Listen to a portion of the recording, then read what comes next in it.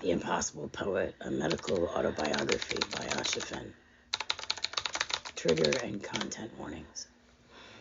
Inside this work will be cursing, discussion of chronic and constant pain, an EMT being unintentionally flashed twice, a shocking amount of abuse from others, and the writer herself, leveled against this relentlessly resilient ecosystem of a body. Even worse, there's poetry. If you are young and innocent and tender, I have been made aware, at least 2 therapists would rather you not read this, but it ends with the poet still besotted with breath and full of loving. The Impossible Poet. Love, I never meant to be impossible, although from the start I knew I had emerged weird as fuck, at odd angles to those around me and not speaking the same language. This journey has unfolded to leave me here, sitting in this chair, stuck inside howling pain, serene in my defeat, enough in my nothingness.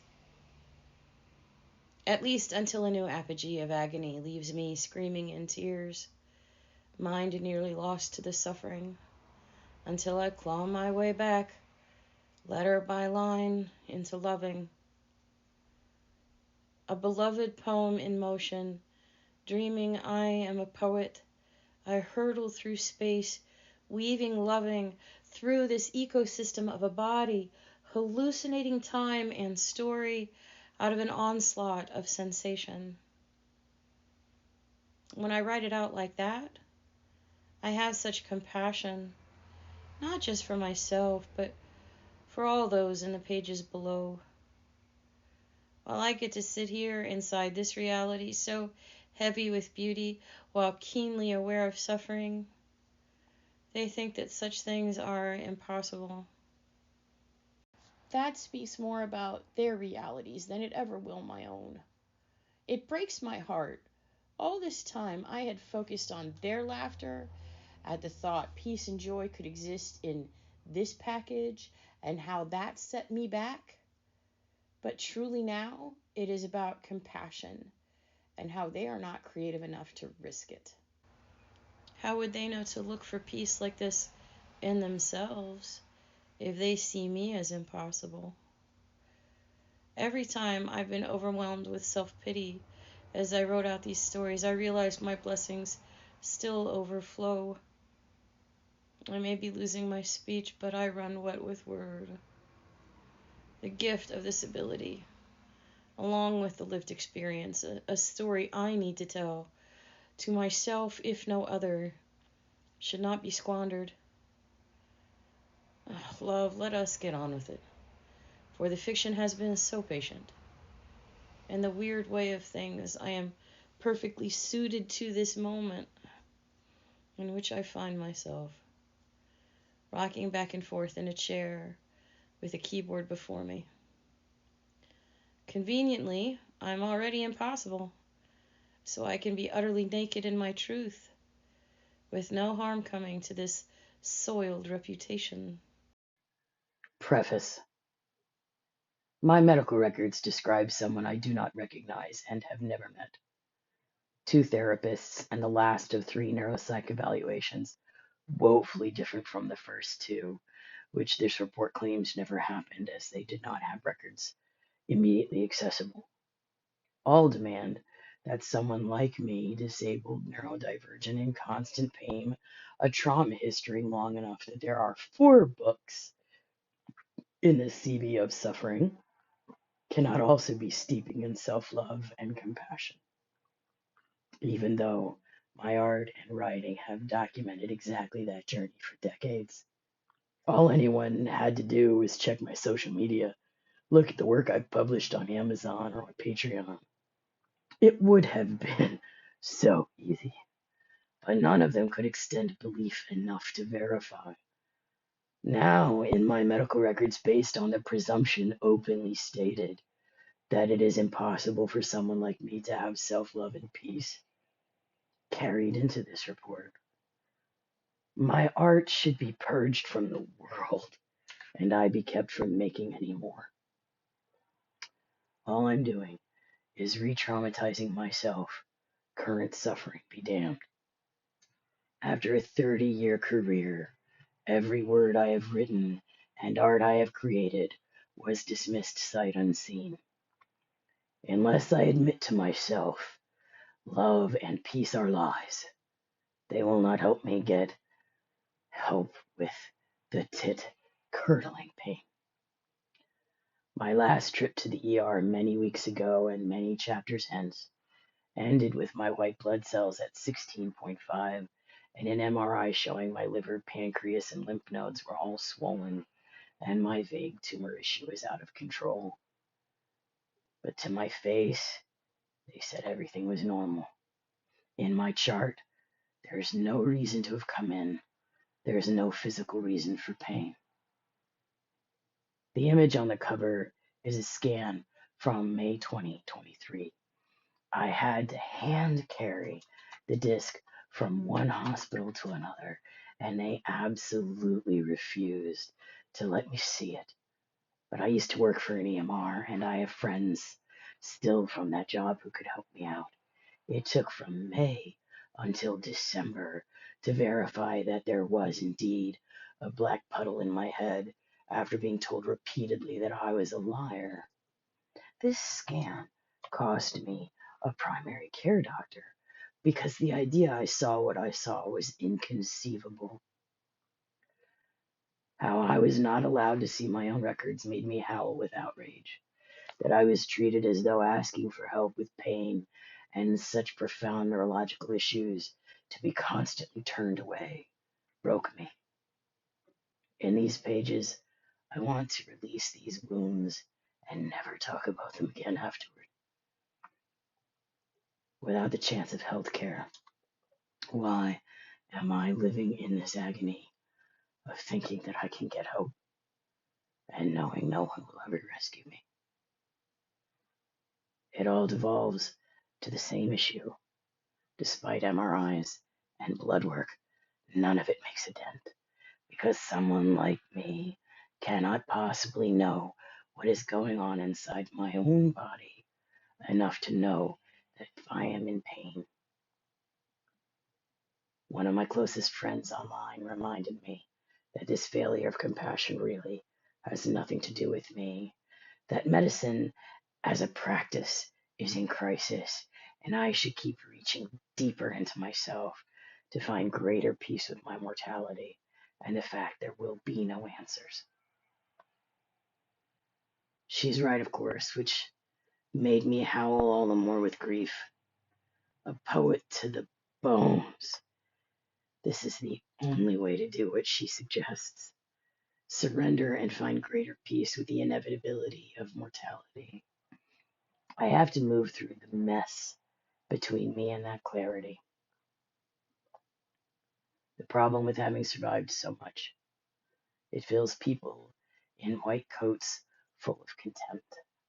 How dare you talk about cultivating your lived experience, becoming your own beloved, learning to extend compassion and peace to yourself, and still be here in front of me, terse and grumbling.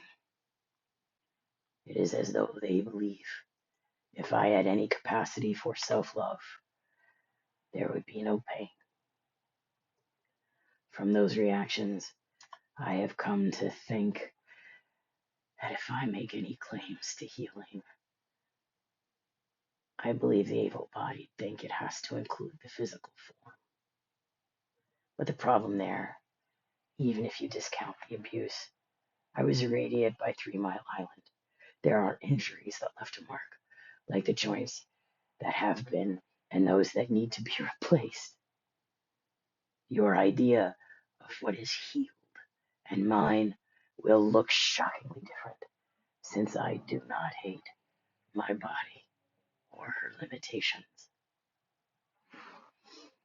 How dare I make such laughable claims, like being a poet, being an artist, having lived for 53 years on this planet, and only now am I truly certain I am seated in joy and utterly safe in my own care. Hopefully, I will write this book over one tear-stained week or three, and then finally surrender to the fact I will not be receiving any hope or help to keep the mortal coil attached. The fiction has waited long enough, and poetry longs to explore new subjects. After all that I have been through, truly, it ought not to bother me any more that I am perceived as worthless, unable to feel pain, or too stupid to understand the pain scale. For whatever reason, though, I'm always hit with shock and howling grief when I am turned away, unworthy of time or help. In these pages, I will provide what receipts I can. Follow the link to an appendix of images, results in labs, PHI redacted, for those with a medical inclination. In addition, I have extensive social media posts for the past 4 years where I am alternating between ranting and sobbing.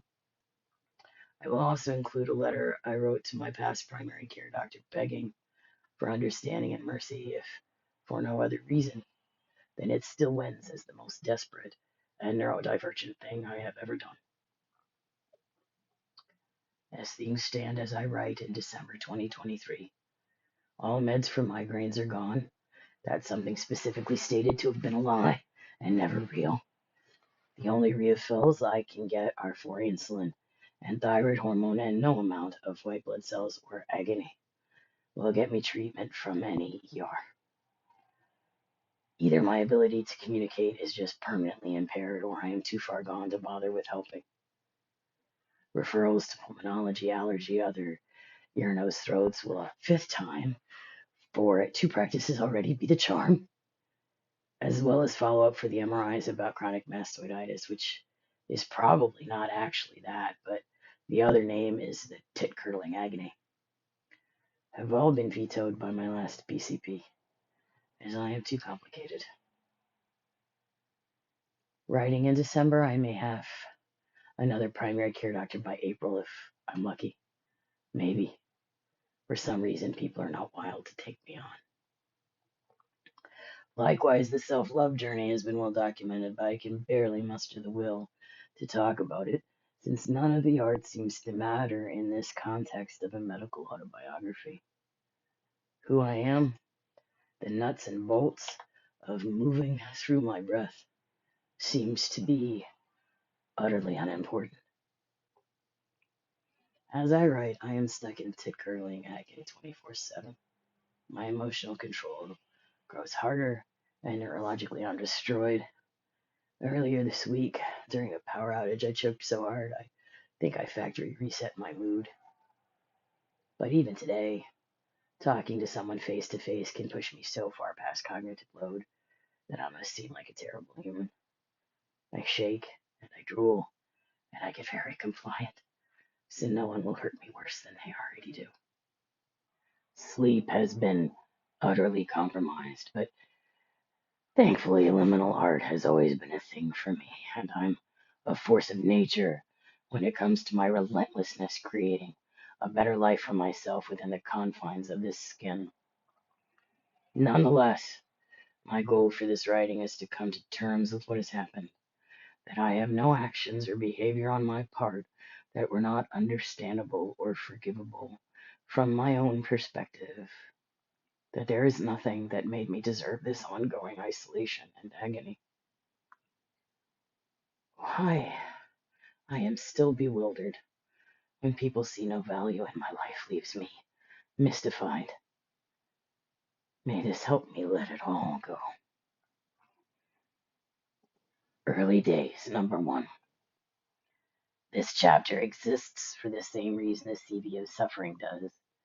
We do not show up at a doctor's office without a backstory or a life before. As I write this, I am already in my bonus life. My survival to 53, living for this love and compassion I can stoke through some staggering agony. After I write these words, that is the goal, to fully accept that I live in a country and a community where those like me, although I'm impossible. So let's really narrow that down to this individual.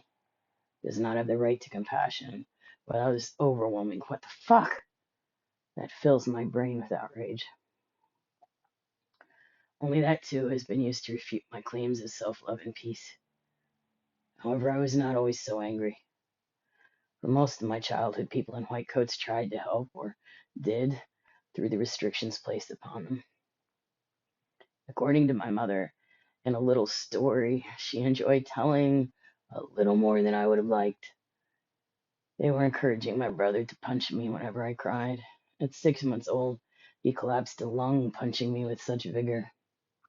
At that point, Mama would smile and say, "You might have been a baby, but you weren't dumb. You stopped crying by and large." Over and over, once I learned to speak, I asked for help with the abuse in my home. Unfortunately, my father was a commanding officer for nearly every medical professional I ever saw, and that meant quite a few runs of antibiotics while they were quietly apologizing to me was the best they could do. My poor urethra, ripped through so early, only got darned in my 40s during my hysterectomy when she saw the catheter was exposed to air.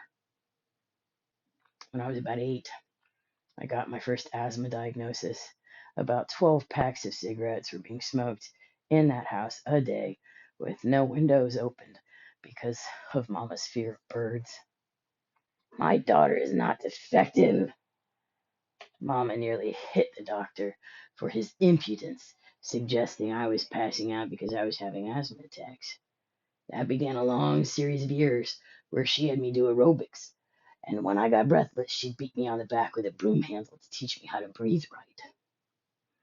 And I wonder why people don't believe me when I say I'm in pain. I can't cry, and even at my most breathless, I find a way to keep getting oxygen in, even without the beatings. Interlude about intention. Love. Really? What do I want from this writing? Every time before, even if the raw words came out of me in the midst of experience, I gave myself some distance from events before publishing or even compiling. Just asked a tall stack of manuscripts quietly weeping as this project jumped the queue.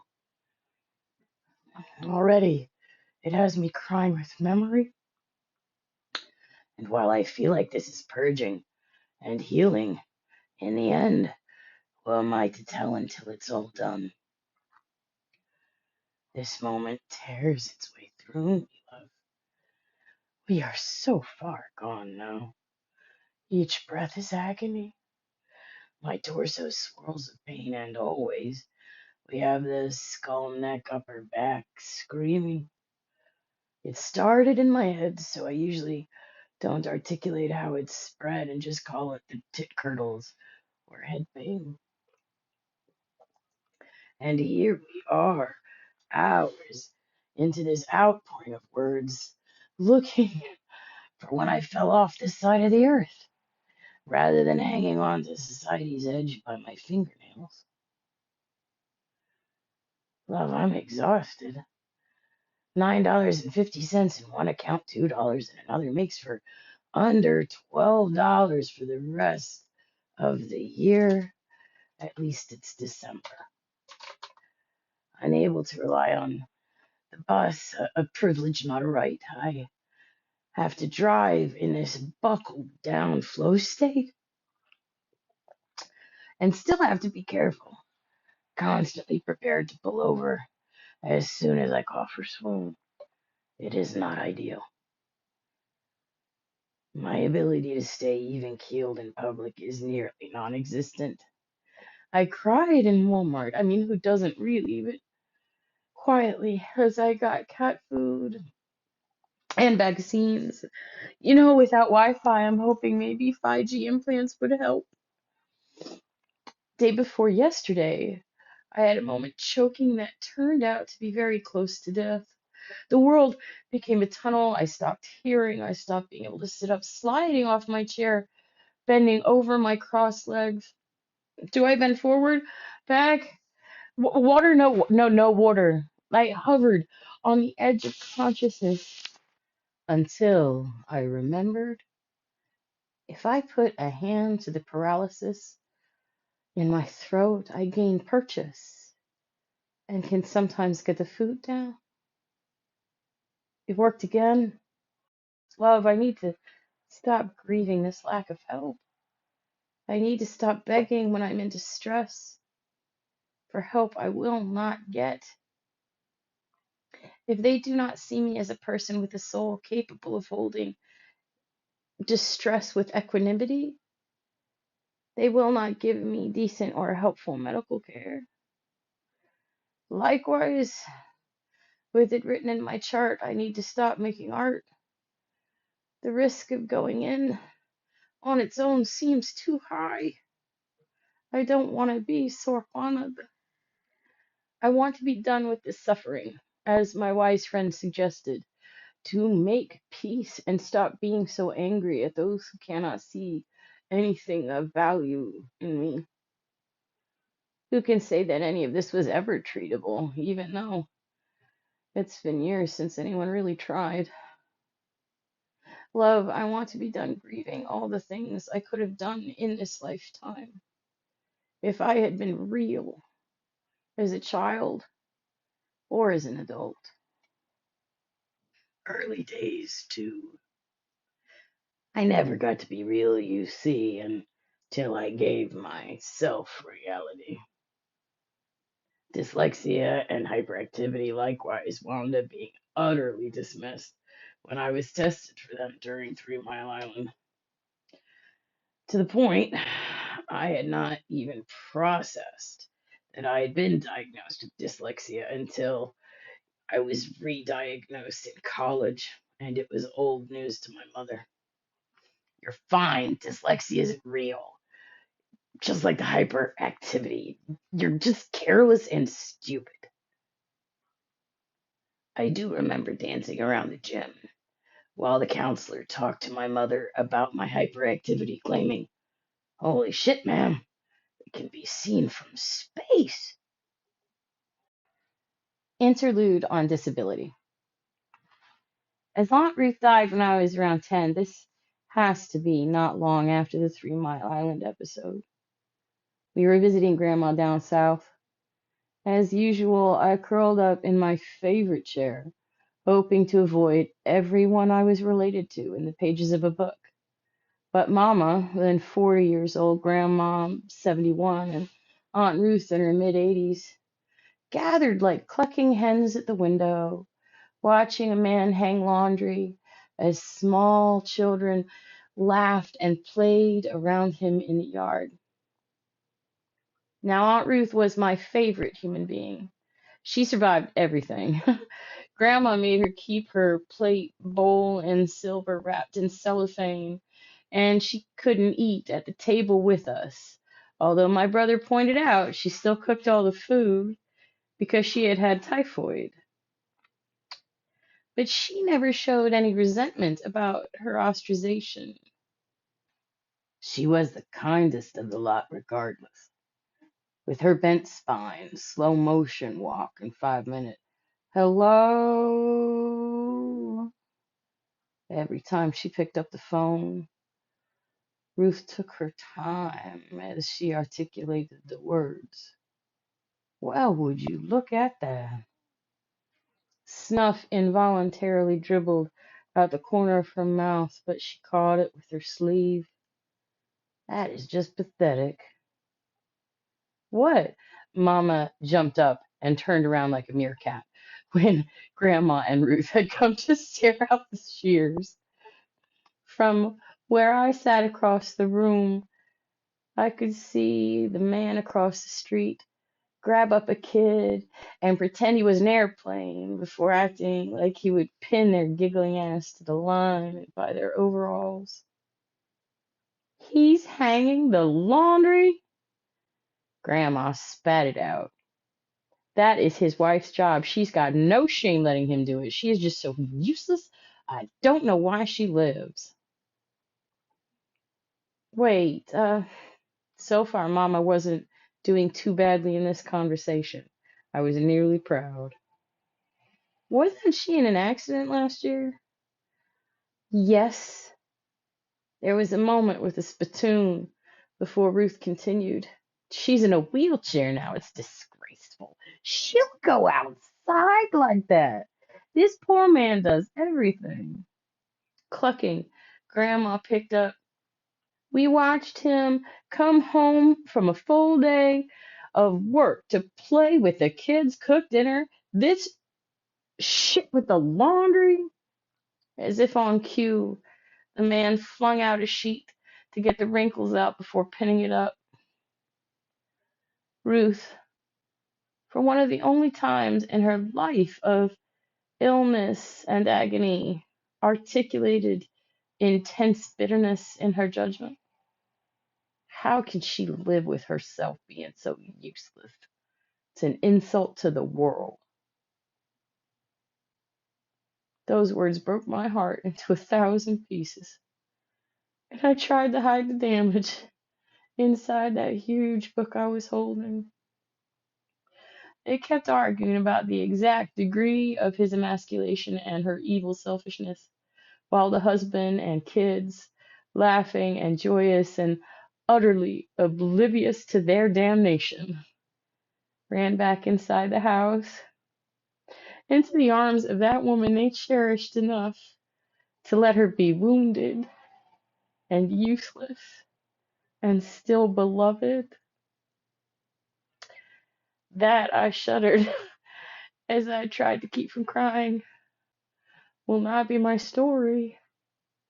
Even Ruth, oh my God, even Aunt Ruth would see no value in me if I stopped being able to function. Oh, love, I learned the lessons of that day too well. Absolutely refusing my self-compassion or forgiveness for the various ways in which I turned out to be inadequate. I did more damage to myself than anyone else. Now, every time I give myself an accommodation or a kindness, I think about Ruth and remind us both it's not weakness to love an imperfect body and life. Early days, 3. Even as a kid, I could be kinder than other members of my family, but not to myself. While I got very good at putting my joints back in place after my brother would move my kneecaps around until they were on the side of my leg, I never enjoyed it. My parents encouraged aggression in him, I think for entertainment, and it was definitely worse for him in the long run. And my knees were the victims, as well as other body parts. At 16, the doctor suggested knee replacements, and this magnificent ecosystem of a body still walks on the originals, but not well, and not without it taking the breath out of me. From infancy to 18, with one harrowing exception, doctors and nurses were confirming my reality to me, that things in my home were indeed horrifying, but they explained they were impotent to protect me from my parents. However, the exception fascinates me insofar as I think my anger that day at the doctor, who I thought was refusing me anything for pain, was actually being stopped by my parents. For my 13th birthday, I received a new bike, drunk on my sudden freedom and still not very good at bike riding. The second day on it, I hit something. My last memory until the neighbor ran over to help me was that moment of flight before landing on my face in a gravel pit. The poor man had to put an arm around me to help me walk back to the house, carrying my bike in the other arm, with the front tire folded in on itself like origami. Apparently, it was a pothole I missed. No bones were broken, but What I didn't know at the time was that my bones apparently don't break. For hours that night, 3 grown adults held my tiny ass down while I thrashed, screamed, and cursed.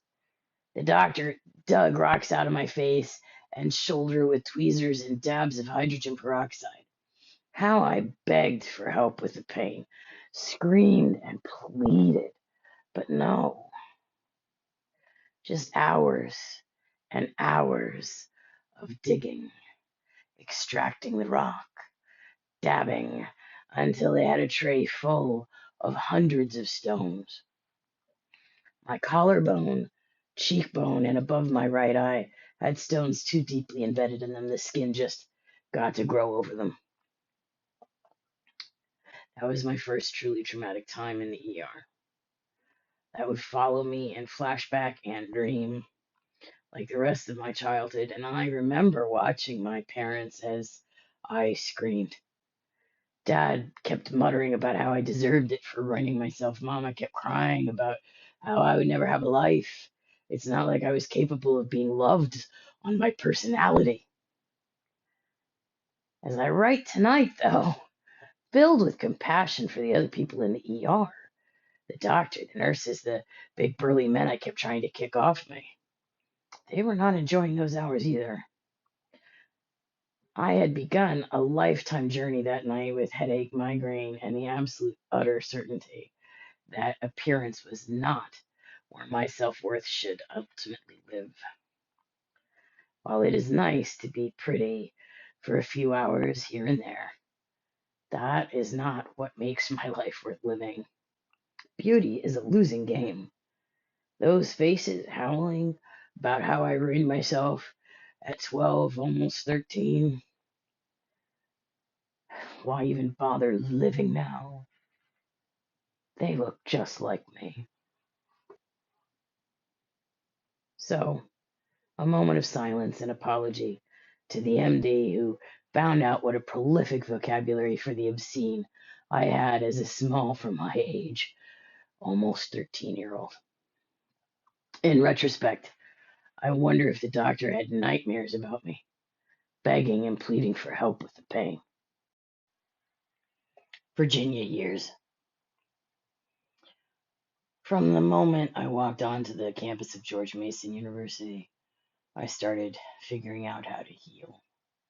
Now, philosophy and religion had captivated me for years, but to me, there had to be something fundamentally physically wrong with me. What else made me incapable of being loved? I had been failing to either kill myself or survive without despair since that first suicide attempt at 9 with that sad little pink disposable Bic razor. Why can't I cope? I remember howling in my first session after what would be called trauma dumping in 2023 for a solid 45 minutes. That first therapist, a brave man to be out as gay in 1988, suggested gently that maybe I was not weak, but rather there are some things with which humans aren't meant to cope. And he changed my life that day. Therapy became part of my attempts at healing from that day on until I became impossible. Now, I do not think I will ever be able to reach out for help in that way again. Maybe the fact it helped me so much is part of the problem. I go to a new provider and they cannot understand that this being full of love and joy alongside the agony is the product of using all the tools I was given by their predecessors to heal. My success is invisible to them. I had a diagnosis at a good clip after marriage and getting good health insurance. Asthma, CPTSD, ADHD, dyslexia, migraines, fibromyalgia, chronic fatigue syndrome, Hashimoto's thyroiditis. Typing this, I'm reminded of her nose and arthritis and how they affect the mobility of my hands. Repeated dislocations of my hips and knees had me taking opioids off and on, but they began to affect the ability to fall into the flow of art, and that provides me with much better pain control. That said, I'm not a masochist. If someone were to prescribe something that could help with this agony, I would take it in a heartbeat. The pot, even with the breathing issues, still provides enough relief that I use it. Thankfully, I did not inherit the addictions that plagued my father and brother, other than maybe for art itself. But I still cultivate my lived experience extensively, and a lot of medications make things much worse for me. Graduate student wife, working hard for 12 years to become a mother. Every doctor saw me as human. I took it for granted. Oh, wow, so much. Even if all they could do was say my situation was unfortunate, it was never a fiction. What a privilege to have lost. After third-degree burns on my writing hand from boiling oil poured over it by a disgruntled coworker, I had to learn how to write and paint and type again, breaking all the skin and scar tissue every day as we changed the bandages so I would not lose range of motion. In the ER that night, telling me this act of writing would be lost to me, my ex just sighed at the doctors. But now she'll have to do it. You don't know how she is. As mentioned above, I worked on fertility for 12 years but wound up childless. The compassion I was shown by OBGYNs and that poor nurse who held my hands while blood poured out of me, both of us thinking it was a miscarriage, still fill me with gratitude. Now I had become profoundly disabled by my late 20s.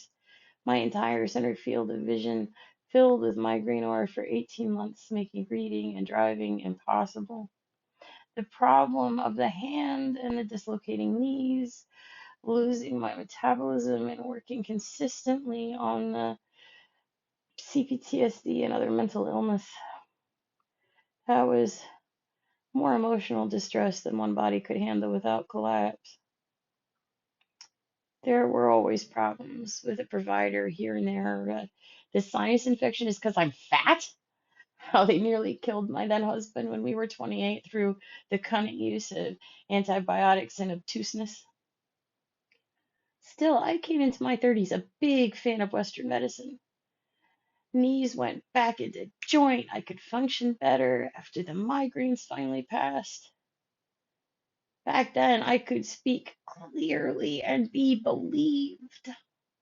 How grateful I have been for that time at Georgetown, the Library of Congress, the Folger Shakespeare Library, being married, and, as a friend used to say, if they strapped a turbine to me, I could have lit up all of DC with my ambient joie de vivre. When I moved to this house, and a moment of silence for my poor neighbors, I was married on the upswing with my health, actively trying to have a child, focused on poetry and art since the PhD required an able body, and relentlessly rehabilitating my nervous system through pottery and poem. After divorce, before becoming surreal, my ex had not intended to father children with me. Before he left, he let me know in private and in therapy and to friends that God hated me and needed me to be alone and miserable. After he left, a friend helping me clean found in the Chester drawers an entire one stuffed with used condoms. That was such a delight we both hurled. His words about God hating me took pretty physical form as I put on the gloves and after I had lost lunch and dinner and cried a while and cleaned the drawer out before just throwing the actual drawer away. I mean, he meant it. He worked hard to make sure I would be childless, alone, and wretched. He told everyone at church, as far as I could tell, that I was sleeping with my gay best friend. When they discovered their error a year later, I had already lost my confidence in any God worshipped by that community. He had worked to secure that win for a deity that hated me. And I kept up with therapy, trying to make sense of why someone would marry me, just to make sure I ended up alone. There was much more PTSD therapy after that, and it helped me more than I can say. We harnessed my linguistic tendencies to talk about the trauma from the I and the present tense with as many details as possible until I got bored of it. Well, it had started during marriage, the divorce, and an assault afterward left me needing help again. And the whole subject of God hating me. Why so many have felt free to let me know once they found out about my baptism at 30 and what comfort I took in faith. Just left me bewildered and brokenhearted. Honestly, I think 80% of my ability to function through this current horrifying agony is that I learned how to make myself bored of suffering. Moving from CPTSD symptoms to the tit curdling agony 24/7 was not a great leap, despite it being impossible. Please, let me fill my plate with imagination, poem, story, and art. The agony can be held compassionately and endured, but kept out of my puddle of light as much as possible. Whether or not anyone else paid attention or believed me, during those years, art became a practice, shamelessly stealing from every other field of knowledge and spirituality. No one wanted to be around me in this kind of pain, I found. After the divorce, I didn't lose health insurance, but it was restricted to covering me only if I was hit by a truck carrying bananas on a Wednesday. Diabetes had to go untreated. Thyroid disease was just, put on pause, hoping that generic tablet would cover the woes that had historically required more sophisticated synthroid. But for years, as I worked to run a business and tried to take care of myself as best I could, I was thinner, I was stronger. I could throw 25 pounds of clay. The ongoing health issues I had just kept mounting. A uterus, a shoulder, and 2 hips. When tables fell on my foot, we were sure it was broken. The x-ray just showed it filled with blood, though. And it didn't matter, there was no money for treatment. Pro tip I did not know at the time, often Goodwill has boots if you can't afford to buy one. Near the end of my time being able to run the business, my body just fell apart. First, I fell and dislocated my left arm. After a few months, I had to get surgery to shave down the bones and clear out scar tissue and infection from the joint. The former was wrapped around the rotator cuff. The awesome surgeon had to pull scar tissue out of the bicep all the way down to the elbow. Then there was a hysterectomy for my tumors, had grown tumors. Apparently, there was a little bit of cancerous goo in the center, but a fibroid had even blocked off my cervix, so it was trapped and removed with the offending organ. This was when my urethra was finally darned, and I am still to this day glad I was able to have sex again afterward to realize it wasn't meant to be agony. Finally, and this is what made me get a job, for we had discovered that my hips were bone on bone. The femurs were necrotic. It would take 3 years walking on them in such suffering to get a job and then health insurance and then paid leave in order to just get the first hip done. While I worked at an EMR, the irony, Bell's palsy took over the right side of my face. The paralysis began to creep into my neck over the years, and I was at that job when what I call my lovely lady lumps, swelling at the base of my neck on either side that gets worse or better depending on how long I've been sitting up or standing, sprouted between the first and the second hip replacements. My lymph nodes started to swell up like pufferfish, and more, I was just having trouble functioning. My primary care doctor during this time was fabulous. She encouraged me to publish the book about my family and early life. The surgeon who worked on my shoulder and hips found that my bones were so hard and stone-like and reedy that I broke the drill and he had to use child-size implants. Yeah. But not once did he act like that was a burden or my fault, just a pain in the ass. To this day, every time I pee without crying, when I don't have a kidney infection all the time, I send blessings down upon the head of that OBGYN. And with each step I take that is less agony than it used to be, oh, that orthopedic surgeon gets blessings as well. When I started refusing pain meds because the cost to my cultivated focus was too high, both were understanding. No one was crazy about OxyContin and chronic pain. By that time, I had incorporated so much from every possible source: pain clinics, therapy, philosophy, poetry, the work of mystics, worshiping a deity that apparently hated me, or other deities who had not yet expressed a preference. By the beginning of 2020, I had managed to get the house out of the third attempted foreclosure, shoulder/uterus, hip, and then hip, and finally had some money in the bank. I had bought a dishwasher, and I was close to making what I had made in my 20s before I became disabled. Well, before I realized that I was disabled. And then COVID. On healing and happiness. One of the few benefits of the job, other than meeting awesome people, turned out to be understanding how deeply the inability to share medical records, this perception that if it's not accessible within 2 clicks, it just doesn't exist, and charting have had on how I would be treated later on by medical professionals. Paperwork has never been my thing. I mean, it's here somewhere, but I never got a single medical record before my bicycle accident at 13. I might as well have not existed before then, but for shot records in some database. Now there are pictures. I have proof I lived in painting and poem.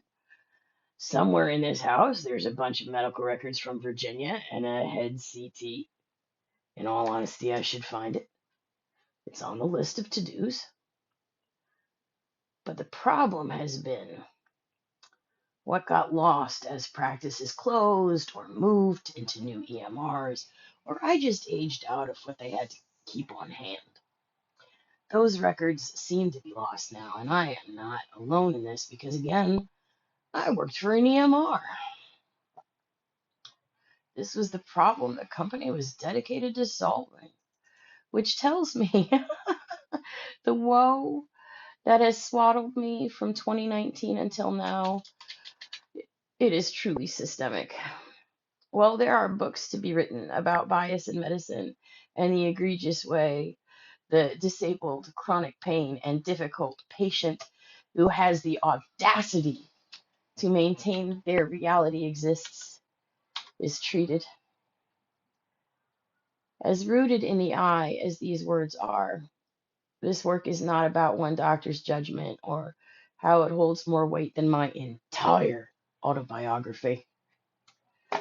Over and over, doctor after doctor, there is this disconnect.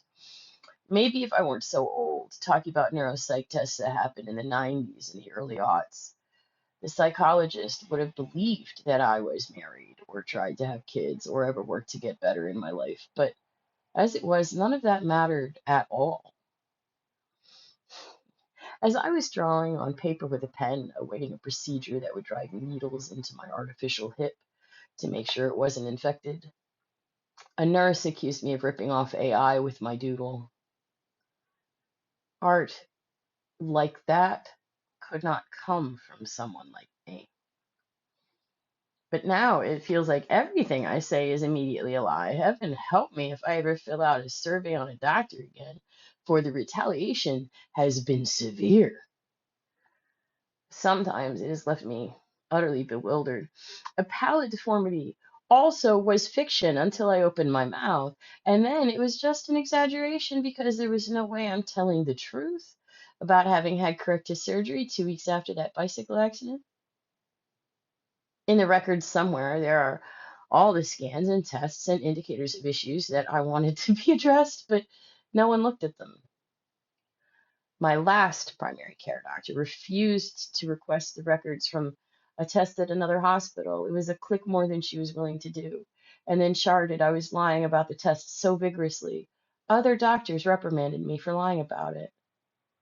I think either bitch be crazy as an alert or the classic too stupid to understand the pain scale is emblazoned on my chart.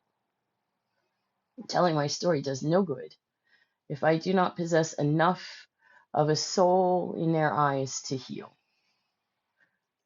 My life story, I suppose, is creating delusional self-love alongside juggling suffering and pain to strangle what joy I can out of life as quietly as possible, hoping things will not get worse. Only even this is impossible to those who would help me physically heal. Why work with me, quietly undermining my confidence every visit, demanding that I'm still traumatized, and that is the reason for the pain? Well, I am traumatized, but I am traumatized because of the constant tit-curdling pain. How could someone in medicine hate their patient that much, or are we just irrelevant? I wrote about this recently, but a very early temp job in high school was to help type the Supreme Court of Pennsylvania's records online in the 80s, for back then I was a wicked fast typist. Of course, being who I am, I was reading the decisions as well as just transcribing them into ones and zeros with that delightfully clicky keyboard and the monochromatic screen. One case went like this. A man's leg exploded. The garage said it was because of the sudden psychological impact of a motorcycle accident that had occurred over 20 years earlier, suddenly destroying his knee. The mechanic, on the other hand, suggested it might have been the car a coworker knocked off the lift that landed on his knee that did it. The mechanic won the judgment, and the car was considered the likely reason for his injury. Lately, I've been feeling the same. CPTSD and the neurological fuckery are the cause of everything. Or the doctors may choose to believe that none of it exists at all, and I'm imagining a neurologist and a diagnosis as well as everything the orthopedic surgeon saw when he opened up my joints and whatever the fuck my immune system is doing in my lymph nodes. All are going on simultaneously. Charting can be weaponized against the disabled. I knew that working for the EMR, but holy kittens. I had no idea how terrible it would be to be stuck inside that whirlwind of rejection and irrelevancy. Now, I needed that bit of content out of the way. I'm not utterly ignorant of how medicine, file sharing, HIPAA, and medical practices work. Indeed, I had cause to help physicians wall off things from patient portals in cases of domestic abuse and child abuse to help the patient survive their partners and family. So I know the functionality that is likely being used against me right now. One doctor having a bad day or charting maliciously or deciding my life isn't worth having to hear the words come out of my mouth causes a disaster in my life like a snowball turning into an avalanche. Yesterday, I sobbed on the phone with the office of ENTs 3 and 4, where they had not once written down anywhere that I was experiencing any pain, despite my desperate self reporting. All the messages in the portal about the pain being unbearable, choking, the thick yellow drainage I cough up, not being able to wear glasses, not being able to wear hats, the swelling in my face and throat, none of that made a dent as far as recognizing I was in pain. Each time, it is this maddening process of being told my reality isn't real, but damn it, I take notes and I have documentation. I already thrown up today just from the vertigo and the agony. So here we are. They can't help me because they never wrote down that I'm in pain, so it never existed. No matter how I prove one doctor or another to be biased or frustrated in an interaction, their words will consistently overcome my lived reality backed up by tests and scans. After all, if the self-love were real, I would just be better. That I am only now writing about this clearly and coherently is because I have given up nearly all hope of ever being helped.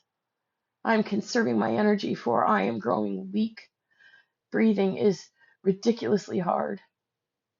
How do I argue against their words when I have to record these so many times for them to be comprehensible? When I'm the one with documentation, with labs, with scans? The opinions of those who never read a word of my writing, of so more than a glimpse of my art, never bothered me before. But now it is an issue because it's in my medical records. The power to erase my career as an artist, all the work on Amazon, the years of social media posts, all my websites and Patreon, every pot I threw, every sculpture I rendered, graduate school, the journey of infertility, the divorce. No matter what I try to talk about for nearly 2 years, it has been greeted with more or less, I hear you're a liar. So let us go back to 2019. I'd gotten back on my feet, both hips were replaced, and the job was all right, if not thrilling. And the third foreclosure had ended with me still safe in house and home. My credit score had come back up, my last ex was out of the house, and the shitty roommates that moved in afterwards were likewise evicted. And while there was increasing head pain, paralysis, and the lovely lady lumps, these were being balanced by the rest of life quite nicely. Art poured out of me like a warm, lovely river. Those ortho surgeries had me walking again without uncontrollable sobbing, even. Well, and then COVID came upon us all. What makes me joyful?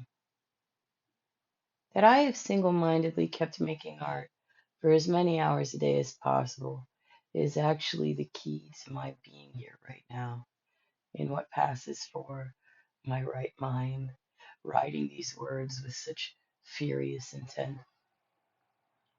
Having a job, even the overwhelm of graduate school or running my studio, did not bleed that much time away from my giddy creating. There will always be other aspects of life to keep me humble and distracted. How I loved running my studio, living and breathing art as much as I could, and I was conscious of my gratitude as much as possible. But there were always things to clean, the bookkeeping, the constant dance between functioning and howling, made possible by this dance of flow and breathing. My life, after the month without sleep in 2017 left me in the hospital, has been treated like the most valuable thing in the world. It sounds dead simple, but truly living for my own healing and peace changed my life as much as anything else did. I know what is required for me to lose all forms of suffering to the power of a puddle of light, paper, and a pen. In a selfie earlier, an unintended view of myself behind my cat's ass, I received a reminder of how paralysis affects my ability to emote. My face, just above the butthole, seemed unduly strained, where in the places it could move.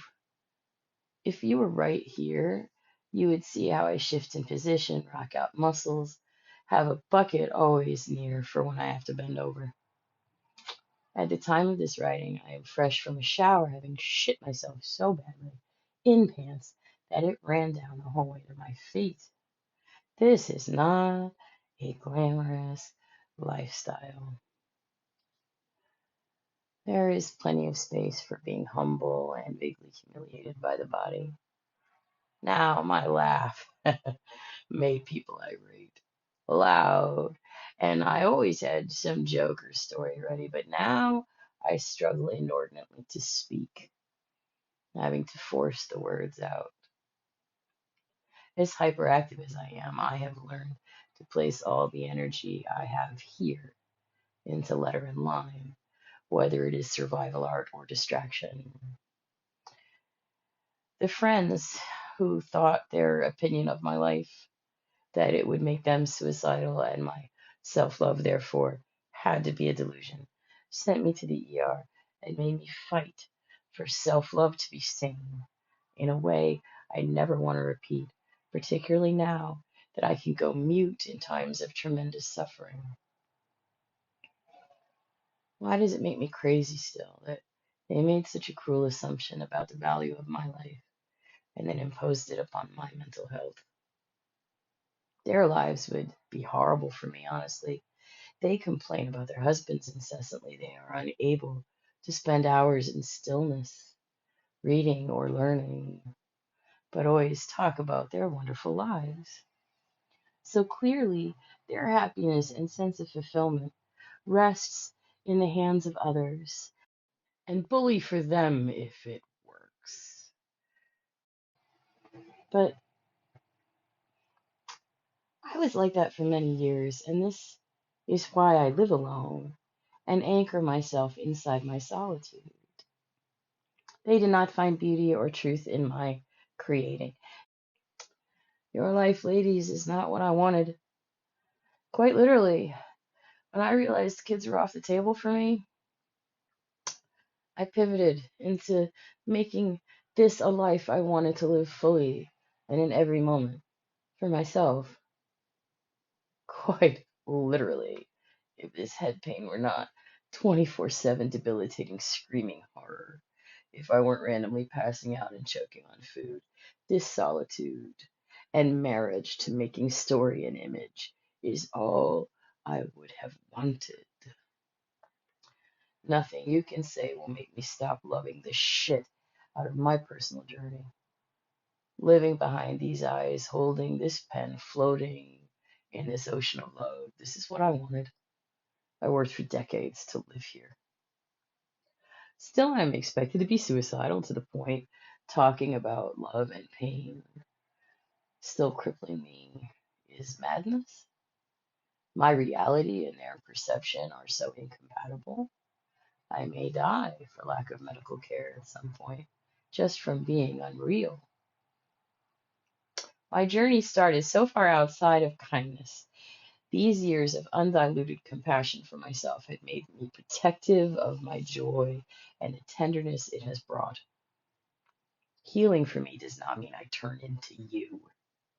It means I have finally grown roots deep in loving. So much so, the judgment of others cannot unseat my belovedness. This epic fail at a roommate this last time proved to me that I am best alone when this close to cognitive overload from screaming sensation. Oh, this body could heal. The skull could stop screaming, the vertigo could subside, and still my ideas of happiness and healing are what is living a good life, are my own.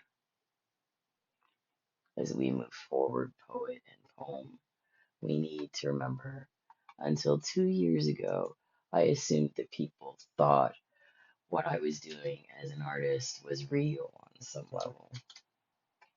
that I expressed things so clearly, surely, without subtext, would surely help. If anyone doubted my ability to hold my suffering and bliss together, look at the social media, the poetry, the art. It's all about balancing. I got most wouldn't get it, even in the early days of this practice, but I did not expect that even other artists would not allow for someone like me to be possible. Before we return to the timeline, gentle reader, I want to make a few points clear. My goals are not yours. My bliss does not depend on anyone but me. Although, seriously, I could use some of those painkillers in this moment. I know I need help, but I refuse to surrender my self love and my lived reality to get it. My whole life from earliest childhood involved resolving the madness of those around me and keeping my actual reality straight, extensively discussed, and it ends well. I still cry over what would have happened if this had not occurred to me, but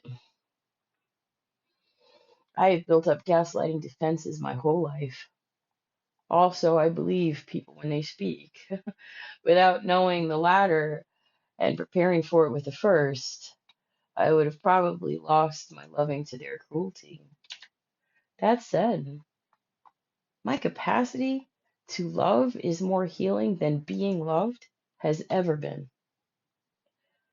It never occurred to me that these were strange or revolutionary thoughts. In fact, very few ideas are new to me. I have read widely and worked with every tool medicine, therapy, and coincidence has given me. This beloved body endures pain. There's no escaping it. That is simply how it is. I have come to peace with suffering, but that does not mean I do not want to lessen my burdens, or that I have become a masochist. 2020. Well, we were all wary and dismayed by spring 2020. The work from home accommodation that I'd been literally begging for since the hips needed to be replaced finally came to us all. For a while, I thought it was going to be the bee's knees. I had a job, I could work from home, being chronically ill and in constant pain. Lockdown was just life for me. Only there was hubris, apparently. Fairly early, before there was a test for it, I got life-alteringly sick. Afterward, ongoing issues like gastroparesis and the neurological issues became unconquerable. My bladder and bowel control never recovered, honestly. My then primary care provider, after I was hospitalized in 2020 for double ear infections and the chronic mastoiditis per a CT scan and later MRI scan, helped me get SSDI and was working to get me into an ear, nose, throat. We got the referral, but it wasn't for months. The second hospitalization for the same issues was in 2021, double ear infections, another scan showing mastoid effusions. The most intense jaw pain and fevers that take everything out of me were also horrifying, but oddly, fever stopped being a body-wide phenomenon any longer. Sometimes the lovely lady lumps and the swelling inside my neck are not quite so terrible, but then I reach another apogee of agony and drown in focused heat and inflammation. The pain never goes down, never goes away, not even in my sleep, which has been the biggest struggle for my mental health so far.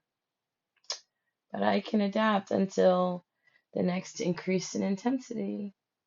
Meanwhile, my knees are bone on bone, not playing kindly with vertigo, and the continued pain in my lower back leaves me walking like Aunt Ruth. Starting in 2022,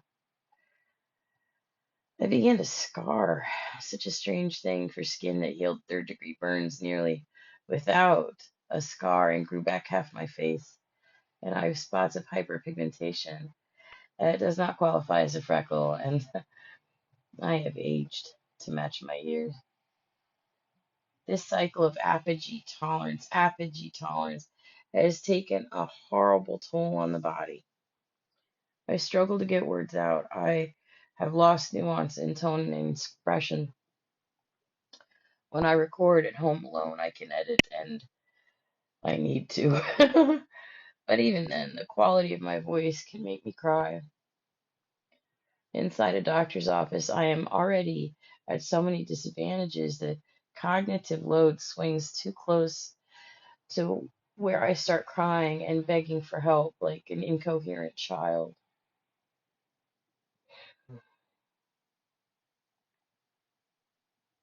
I took a break from writing this book to write some fiction. Lionheart's story is exploding out of me, and I realize this writing serves a basic primal function: to state out loud with no equivocations that this self-love is real, no matter what anyone else says. Even though I did not end up as others assumed I would, that does not make me impossible. Why does this pain, the $11 in the bank, or the times when the hermit wants to talk, get disqualified from finding peace here in letter and line? I am highly improbable, yes, weird as fuck. Of course, a joyous deviation from quite a few norms. Although I've had so much privilege, your doubt does not make my love less real. This heartbeat matters, even if it is only beloved by me, well, if anything, loving alone expands the awe in this breath. Poet that I am, I do not exaggerate when I say I have no clue how I keep managing to survive these new apogees of agony when they first surge. Surely the feeling of skull bones turning to lava will eventually either cause or just be in the way of some neurological glitch, or this ecosystem of a body has two weaknesses: that she spins plates filled with flaming gas to avoid having them collide. Like tonight, and so many nights between October 2021 and this breath, I am here. My focus on my inhale, so the pen can just go. These are meditations coming from a stillness within a puddle of light. As with exposure therapy, these moments come from the eye, present tense, details included. One of the final purging of fucks, and my fever is very bad. Let me rest first. Wait, a trigger warning, content warning. To the best of my ability, I will take this part of the book chronologically, but I had to construct that from test results in my calendar. Each time I will be giving you the event as it happened from within my perspective, as much as possible. Imagine all of these events happening during what is the worst pain you have ever endured. There will be cursing, thoughts, and reactions that will seem ridiculous, I'm sure, because of how horribly my childhood left me prone to sensitivity over causing pain to others and being rejected. Ear, nose, throat number one. By the time I stagger into their tiny waiting room, I'm sweating and panting and dizzy. As always, I forgot that they could not do a check-in in person, so the poor woman at the desk had to help me use their landline to make a call. Pain is a pulse in the back of my head so loud I can barely hear him speak. The mask thankfully hides the drool. When the young man doing my intake brings me back and sees me without the mask for 3 seconds, He makes a note that I'm having trouble. The world all but melts around me in this frenzy of movement and pain. I lumber into the chair as the nurse requested before the doctor bursts through the door, followed by a clutch of baby doctors. I know you won't mind using this as a teaching experience. Honestly, I'll take all the help I can, but my voice doesn't work for me. Instead, my hands grip the chair, and I anchor my dizzy ass. Through a force of will, I listen to the nurse give the rundown. Nonsense, the doctor is shouting as he circles my chair. You're not in enough pain to have mastoid issues. And then from behind me, there's a blinding blow to the back of my head. My mask fills with liquid. All the screaming from ears and pain flood over my hearing. The doctor and the clutch of students have left the room before I can speak again. I ask the nurse what happened, and he lets me know that the doctor left because if I were in real pain, if the mastoid issues were real, then I would have screamed. There is no chance to bring them back, he explains to me as I stutter and stammer. The doctor is never wrong about such things. After I'm deposited outside the office for that long, unholy walk to the car, I make it a third of the way before breaking down and calling my best friend to come rescue me with a wheelchair from the entrance. I wait for her to arrive, crying and shaking, unable to figure out why I can't get help. What about the scans? What about the time in the hospital? My ears and the vertigo and the bad joints play so badly together every time I try to stand that I melt back to the wall and just shake, waiting for my friend. New PCP. How I miss my old provider, her career also derailed by COVID. As I wait for the new one, I start to feel weirder and weirder. Fever beats into my skull, my blood sugars are stratospheric, despite having fasted the day before. And today, I hope I just won't have a gastric explosion on the car or in the office. We begin the history, and I pay as close attention as I can, but it's a real struggle. She's asking so many questions, responding to each as completely, eagerly, and good naturedly as I can pretend to be. I am fleetingly encouraged by the similarity in our ages, our heights, our weights, our forms. Her outfit even seems sensible to me, and I always find that encouraging. And I think I'm acquitting myself admirably, all things considered. While I know I'm impaired, not retaining things, at least I can still weave a good story. Now I know you're a liar. A look of satisfaction comes over her face as my entire world stops in consternation. What the fuck did I say? Holy shit. I try to turn off poet mode so I can be as clear as possible. What has happened? I've been answering questions to the best of my ability. What? I am utterly baffled and a little panicked. You're a liar. Hands finish typing and she folds her arms over her chest, facing me fully. You said you had no friends from the pain, but now you just asked to see a rheumatologist because a friend told you you might have EDS. You liar. You have support. I have Facebook. She can't be this much younger than me. Facebook is not the same as boots on the ground. The provider shakes her head. No, you're a liar. She keeps asking me questions, but the entire tenor has changed under my feet. I keep going back to try to explain that someone in California suggesting my symptoms and my joints and my face might show a connective tissue disorder does not equate to having help making the bed or cooking or I'm starting to spiral. I can feel it. Being called a liar is such a fucking trigger. Sweet shit. My answers are getting longer, and I'm trying to coax her into liking me.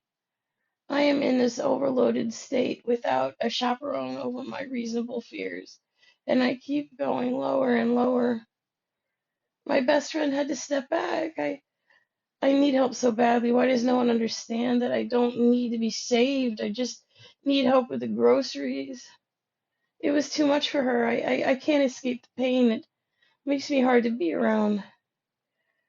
She keeps redirecting me back to the point, but I keep talking about when my voice fails, how I can't control volume and nuance, about not feeling my legs, about how the head pain constantly has me in cognitive overload, and how it has impeded the art. She gets more specific about pain, which I think is a good sign, but grows highly dubious when she sees no pain meds but for migraine and muscle relaxers. If you had any kind of constant pain, you'd be on opioids or something similar. She shakes her head again, more grim than ever. With giddy delight, my mouth starts talking as I watch on in horror. Well, there's Pot. My friend's an awesome caretaker, and now fully passionate, I launch into my reason for being.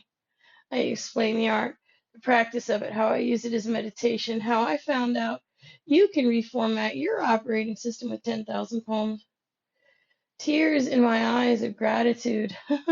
I fill up with something like pride as I discuss how I've been balancing constant pain with this joy that I wring out of every breath.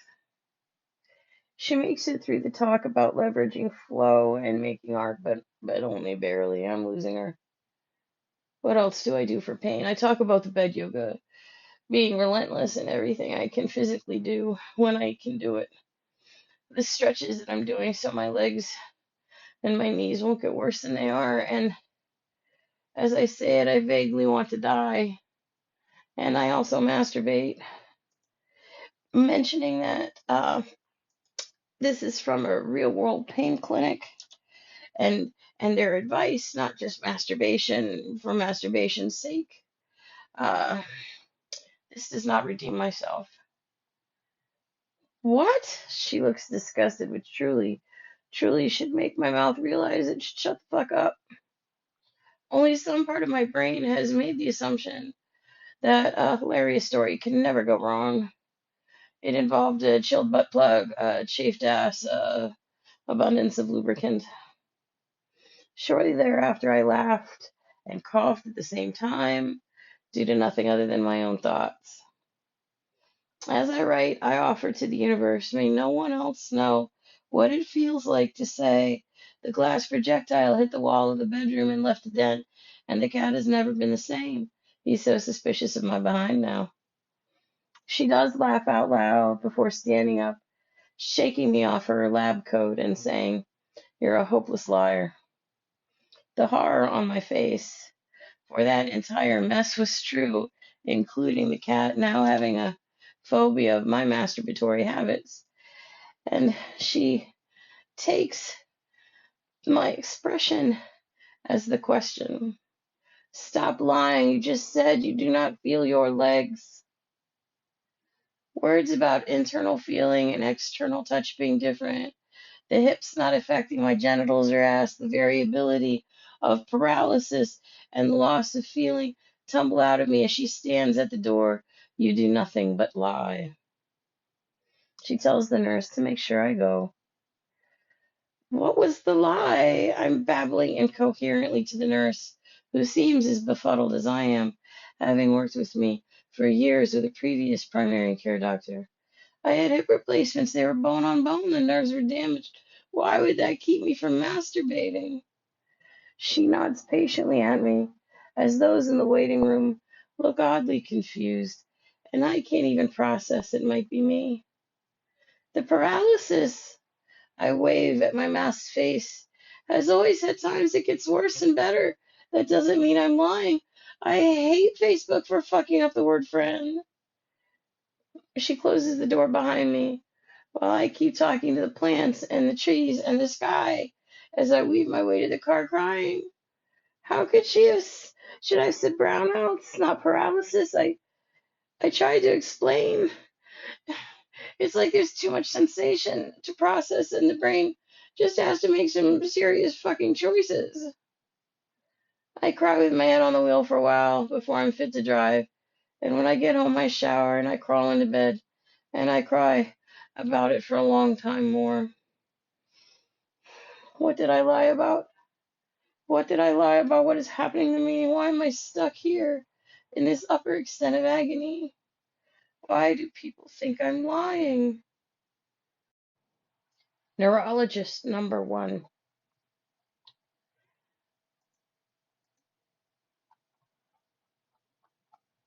Walking into the office, I am full of hope. This doctor's been kind before. We both have disability issues, and I think that makes him a better doctor. He'll get it, I keep telling myself as I wait in the waiting room and then in the exam room. He'll get it. The pain has been causing, to my mind, extraordinary neurological fuckery. Although honestly, I'm willing to entertain the possibility that I'm just catastrophically unfortunate and have two issues circling each other, the pain and neurology. Going through check-in, I am out of my body and numb with pain. 36 hours of sleep paralysis not a week earlier has me agitated. Speaking is so hard, the agony has me addled. 3 to 6 hours of sleep paralysis, he repeats, and when I correct him and try to take off my mask, he won't let me. 36 hours. My voice cracks and fails. A day and a half. I reach up for the mask again so he can see my lips in the drool, but he gives me a firm warning. When I try to explain the choking, the times the breathing just shuts down. The doctor grows more and more upset. Finally, he tells me to get up and leave, opening the door and calling for his staff. I don't know what you're playing at. He takes me to the front desk to let them know not to let me back in the practice. For my inability to speak clearly is making fun of his hearing loss. Utterly numb, I am told that ableism has no place at this practice and that I should have shown some respect. No, don't you dare take that mask off! They move to call security. What is wrong with you? Later, talking to the primary care doctor about a referral to another neurologist, I have bought a keyboard with a case just so I can type out words and never have to have that issue again. She was already so upset with me, she didn't just deny me a new referral, but let me know with a smile that he had charted I am in no pain, have no neurological issues, and am a bigot. When I called the neurologist's office over the course of the next few months, an apogee of agony after apogee of agony, begging them for another chance, letting them know I've had the paralysis and my voice isn't an intentional thing. The receptionist apologized and reminded me I am not welcome back. Ear, nose, throat number 2. 2 times I have gone to the hospital with ear infections and what they called mastoid effusions. I remind myself as I plod down the seemingly endless and punitive hallway, realizing yet again I'm an idiot for not taking a wheelchair down this hallway, but there was no one who could have helped me. Paperwork in my bag. I meditated and fasted for the 2 days prior to this so I can be here in a coherent frame of mind.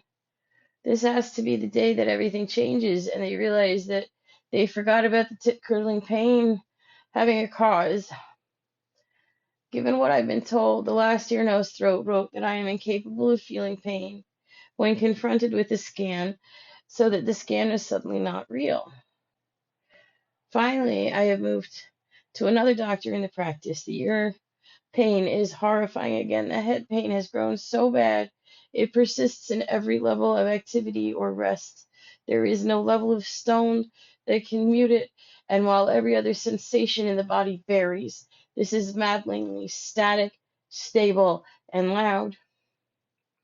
He lets me know immediately I'm not in enough pain for anything to be wrong with the mastoid or my ears. All the psoriasis inside my ears is fine, and there's no sign any inflammation ever existed. This is all in my head, he reassures me. Just the trauma and my lack of healing from it. The hospitals, I ask, befuddled and confused. They treated me in error. There were 2 MRIs. I hand him the reports. Here's what they wrote. My white blood cells are always so high. There's an infection in there before, and the pain never went away. Maybe the infection didn't either. Once more, a doctor tells me I have to leave the office and calls the nurse to push me forward, as we've all realized I don't have the strength to walk back. He tells me as gently and firmly as he would a small child, all the allergy, ear, vertigo, facial paralysis has no cause but my neurological woes. When I protest, he raises his hand. It's all fibromyalgia and trauma. But what about the white blood cells? The ringing in the ears? Nothing is wrong, he reassures me, and shakes his head at my questions about an exam or scoping, anything beyond just looking in my ears. It's going to be going on so long. Maybe the skin is just healed, like my hand and my face, but he does not bother asking me what I'm talking about. I'm in agony all the time. As they wheel me to the front, I do my best not to cry, but I keep failing. Sleep paralysis and the ER. Neurology has become such a strange thing. What used to be plain sleep paralysis, jolting awake when the body has been put out of whatever paralyzes me, and then waking up for my brain to either wait to go back to sleep again or for a miracle, has become something slightly less horrifying, but still a 0-star experience. This has to be because the constant screaming agony has destroyed sleep, leaving it in jagged pieces. Thankfully, I still have the art, the safest place to dream while still moving around, and an indispensable haven when stuck inside the motionless body. The agony this time curdles more than tits. Sweet shit. I deserve help. I deserve help. I deserve help. Beats with a pulse in the back of my head. When I call 911, they barely understand me. Why does trouble speaking always get treated like rage, love? Did my ancestors just hurt that many people that the collective reaction to anything weird in tone or expression becomes danger, danger, white woman set to explode? They are sending someone. I crawl to the front door. My boots are there. My wallet's nowhere to be found. My nightgown is too short. But my legs have shut down and I can't get into pants. And I can't stop screaming, only is it my ears? Is it internal? The poor man loading me into the car just saw all my bits as my head knocked into soft pillows and I screamed. I keep apologizing and he says it's okay. With such boredom, I feel like he should get a gift card for what he must, endure with repeated suffering. We pick up another EMT and I try to fawn my way into help. The pain is killing me. Surely, I think I'm telling them this. My arms and legs have farted off. By the time we get to the ER, I can't move. Several people transport my substantial mass onto a bed. On my side, my nightgown is over my naked ass. I try to speak, to get some help, but nothing. And this is as terrifying as the time this happened in college and the door to my room opened. It took hours to calm myself down to fall asleep again. Hours become eternities as they slowly unfold into new infinities of pain between what? And I really wish I could laugh because I have been caught in the very definition of a 10 out of 10 on the pain scale and, actual death. Un dolor insoportable in español. This is unsupportable pain. I can't move anything. I can't even cover my ass.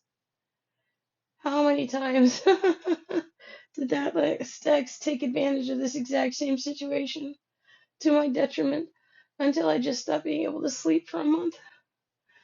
Fuck, I wish I hadn't remembered that. He's dead, and he might as well be in the room with me, shouting that I'm doing PTSD all wrong. A cookie should make it better. Why am I still crying? Well, at least now I know how to move off of his memory and pass the time in the screaming stillness. I've had practice now.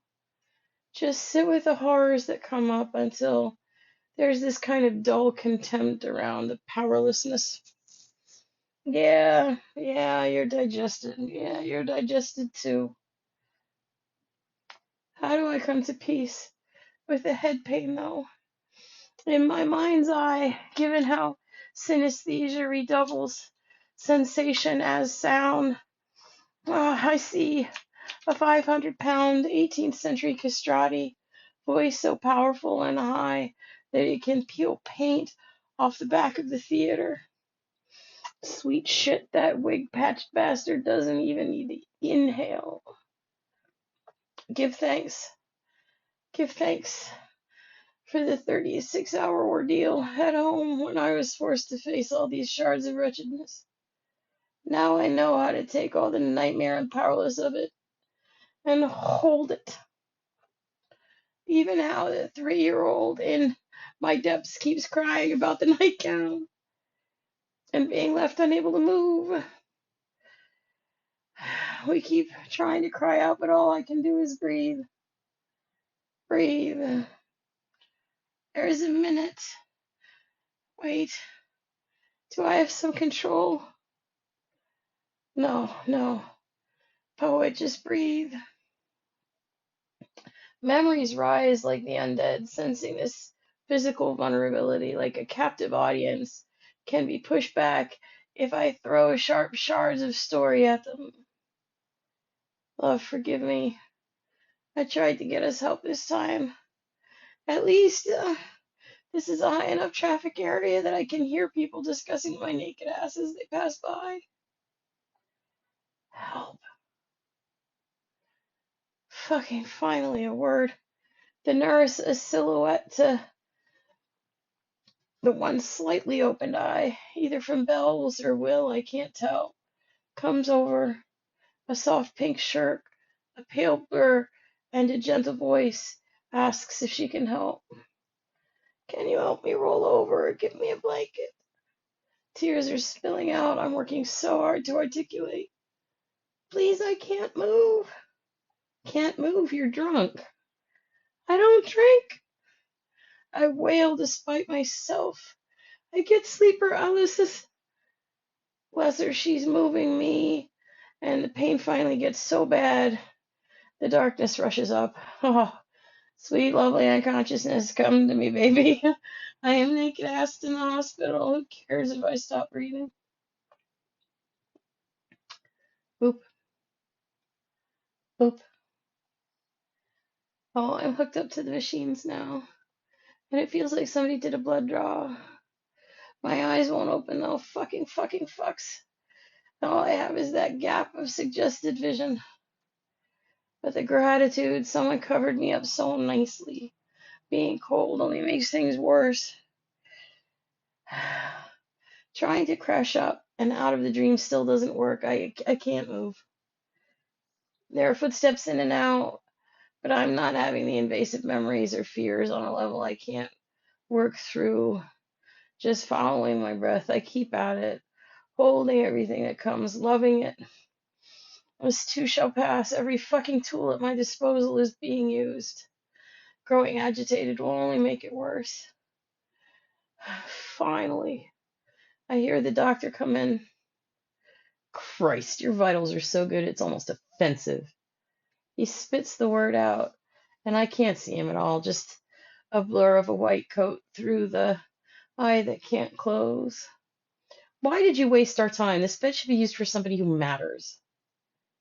The labor of extending my left middle finger to hear his angry "Ha!" makes the darkness swallow me again, and I offer no resistance. But as I am so close to breath, the slide is slow, and I fill it with the feelings just to get them out of me. Fuck you, white coat. Those words are gonna be in my goddamn nightmares forever. I wonder if that's what happened to Aunt Sissy. If so, what a miracle she had any joy. My arms being pulled out of joint and the screams ripping out of my throat bring me back to life. Hands cold through gloves hold my head up and needles go into my neck and into the back of my head. It's steroids for the inflammation. This is a new pale blur with a kind voice. How can they not see this agony is killing me? Once the torture's over, they let me ease gently back into bed. I still can't talk for shit, so no one answers any questions when I try to ask them. Why aren't they helping with the pain at all? Time moves forward in this jagged haze of agony. For fuck's sake, I can't wear glasses or a hat. Even scarves hurt. I'm not even able to wear my pendants, and those meant so fucking much to me. And they rammed needles into me, assuming I don't have a pain option. No amount of meditative peace is making this one better. Tears slide down my face, and as soon as I can talk, I apologize for wasting everyone's time. I guess they needed the lesson to be permanent. Maybe that's why they weren't treating the pain. I mean, it's the only possible option, right? The urge to grab someone by the shoulders and shake them for turning traumatic paralysis and pain into an event that I will 100% need therapy to work through. Oh, fuck this shit. I'm thwarted by weakness. Even working toward discharge, I can barely stand, and I can't stop apologizing despite this egg of rage within. Once home, I could not bear to read the discharge paperwork for a while, and then when I did, it said Bell's palsy. The patient showed no sign of pain. I put my head down on the table and wept until the door swung open, and I was startled into a trauma response all over again. The ER and the homeless shelter. Can you drive me to the hospital? I texted a person who installed the ceiling fan I use as proof that someone cares on my worst days. She's a good egg. I have another friend that will take me home, she promised. I don't know. She texted me back. It's not a great night, and last time you went to the ER, the pain, I need to go. Glorious creature that she is, she comes and bundles me into her car. It's the coldest night of the year, and I haven't been out in that many cold nights. Thank you. Thank you for driving me. Words babble out of my mouth the whole ride, and I have no idea what I'm saying. They just stream out of my head as I try to distract myself back to sanity from the howling agony. Either way, she does a kind thing, and we pull into the ER. Oh, thank you, thank you. I work so hard on articulating clearly, it's like deja vu from when I was a child, having a hard time with the palate. I go in and there's a line, so I wave for her to leave and I sit in a wheelchair. They move through the people ahead of me, and I think a few who came after me before they finally say, "Can I help you?"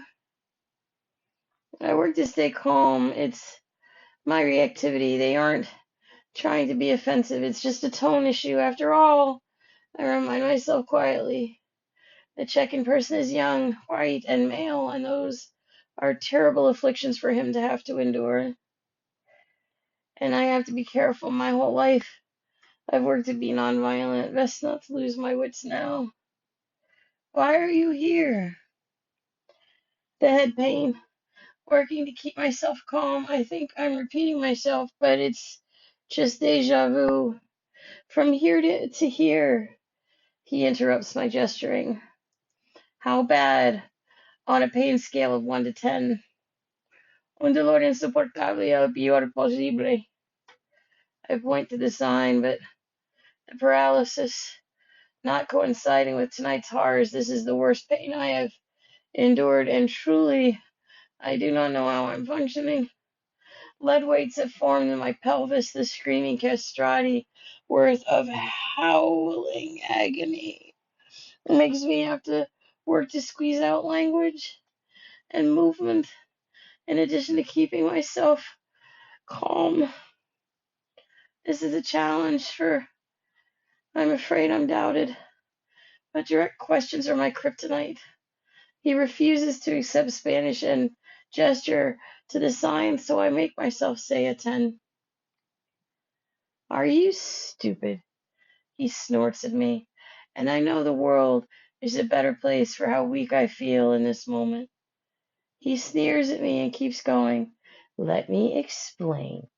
10 out of 10 is for when you cannot function. Sí, un dolor insoportable. I quote the sign again. I can barely function. Thoughts come in sideways. There is a rage within me vastly disproportionate to this asshole before me, and I keep wanting to puke from the dizziness. I am on the edge of being able to function. The world keeps swooning around me, and I'm drunk, but rage has always been a great clarifier. No, you're not in any pain. He throws his hands up. How stupid are you?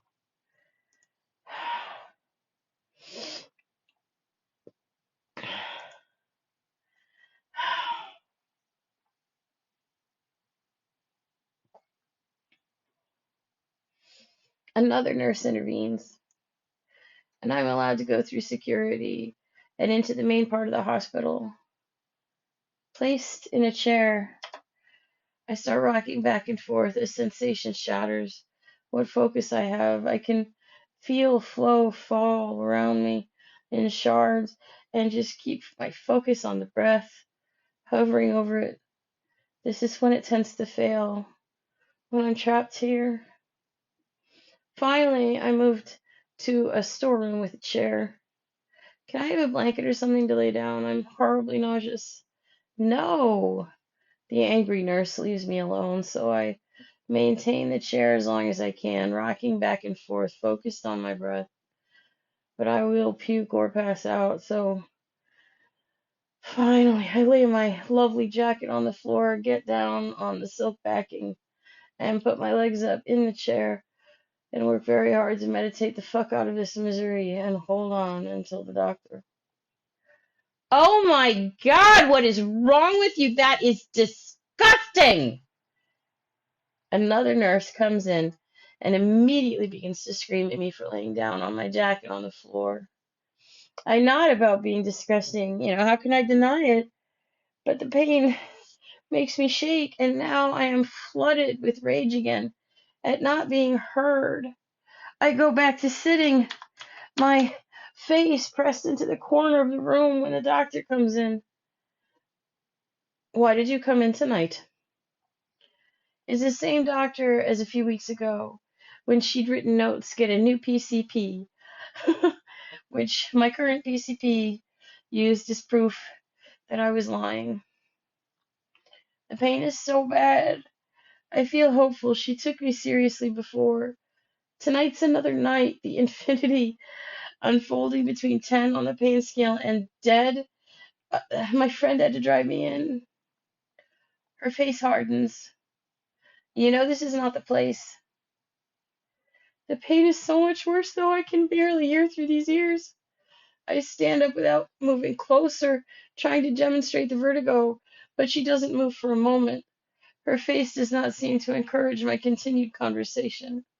Her hand goes up, and she comes back with 2 extra strength Tylenol.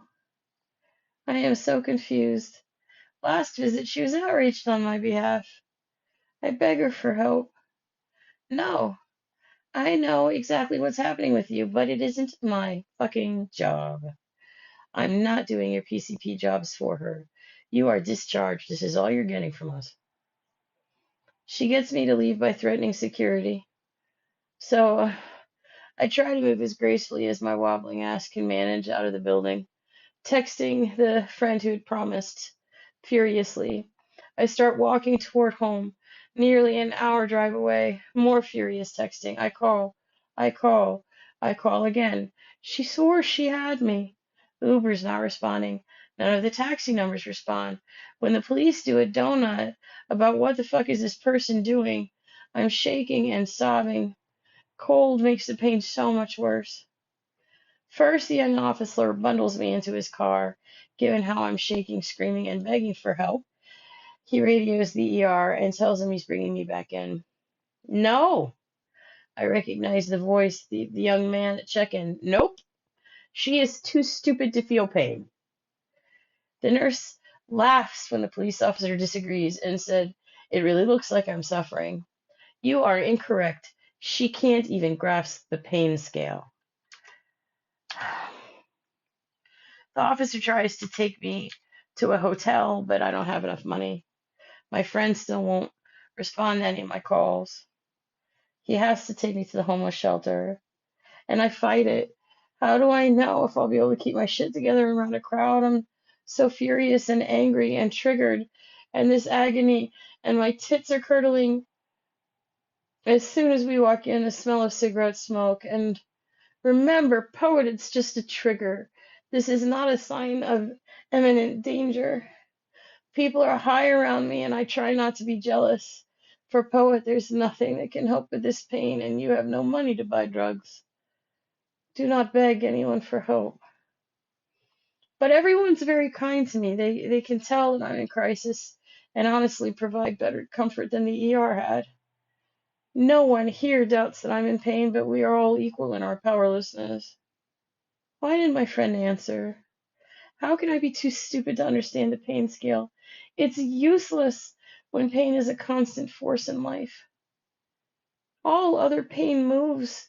The joint pain, cramping muscles, all the rest. Even the fucking migraines move. Enough pot and I will relax around it, but the head pain, sweet fuck, it never goes away. It never lets me sleep. I have to meditate on my breath because otherwise it randomly glitches and I have to reverse engineer it again. Sounds rough. The nice young man who had slid over to warn me to watch my bag better moves away. Ah, you're a first timer. He had started his greeting to me and broke down some advice. He smiled and let me get on with my nervous breakdown, with the words inside my head for a while. I start a timer so I don't have to watch the clock. Pull out my tablet.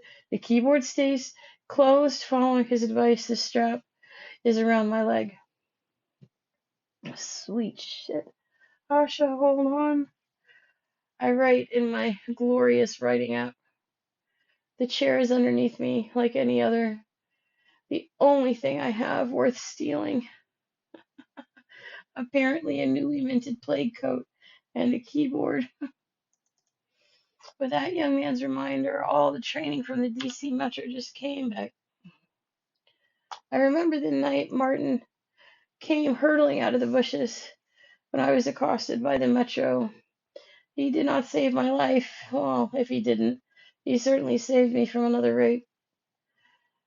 These are people with compassion. But still, I can't get off my own shit. Why doesn't anyone believe me?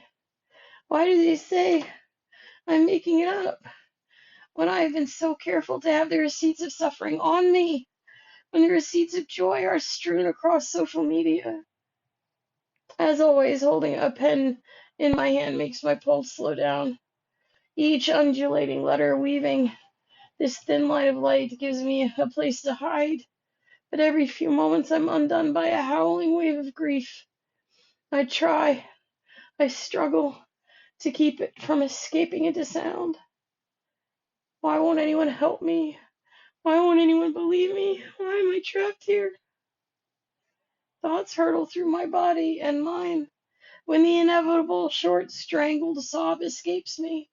An older woman, maybe even as old as me, although I always feel so infantilized by suffering on this level, smiles at me gently nodding, while the rest of the room acts like nothing odd is happening at all. watching my breath tremble in and out humbles me. I'm raw, focusing on that line of light, becoming language, helps immeasurably. Lose the horror and the pain and dive into letter and line poet. It's habit now. Just hide here. 5 hours elapsed on the timer when my ride lets me know that she's back in Bangor, close to picking me up. Her intuition was right, I let her know. And the warmth of her car and the heroically early hour of the morning leave me grateful to the point of tears. But I'm also still jagged and sideways with distress. Still, even more than the ceiling fan, this puts my friend in the Hall of Fame for helpers.